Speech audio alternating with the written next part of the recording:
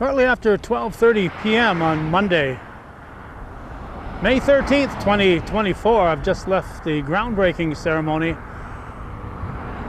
about a mile in that direction for the new Champlain Fire Department building that'll be getting under construction very, very shortly. A few months back, we were here for a groundbreaking ceremony on Route 9, not far from the Route 276 intersection that heads up past northeastern Clinton onto the Canadian border, for the groundbreaking for the U.S. Border Patrol Station, the brand new station. They're now located on the Ridge Road, but they have been renting that facility for several decades now, I would guess. And their new building is progressing here. I think the last time we were here was March 26th, so we're now about a month and a half later on May 13th, just to show the ongoing progress. Not much to really look at here. The building has continued to grow. The footprint has continued to grow. They're getting the tin down on the roofs, and they've been doing it in some fairly inclement weather. The temperature today is 61 degrees right now, but there's a steady breeze, and I'm not sure how brave I would be up on a roof trying to hold tin down to be putting tin on a roof. But these folks have been doing it, and construction is coming along quite nicely. This Champlain Border Station building will facilitate the needs for the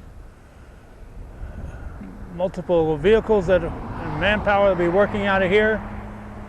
We're kind of wobbling our way along the roadside here on Route 9. Last week, the report was 492 apprehensions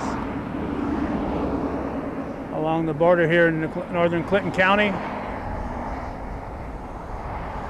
That beats almost every previous year. Maybe the possible exception might have been 2023, but 492 in a week's time in the northern border is an astounding number. And that's the ones who, I will say, put it in the quotes of want to be apprehended.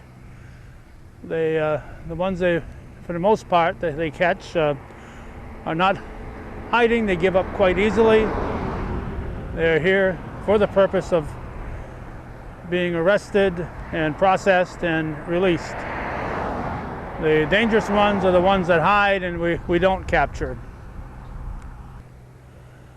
But on a regular basis, they are capturing some folks too. So that 492, I'm sure, includes some folks who did not plan on being captured and processed.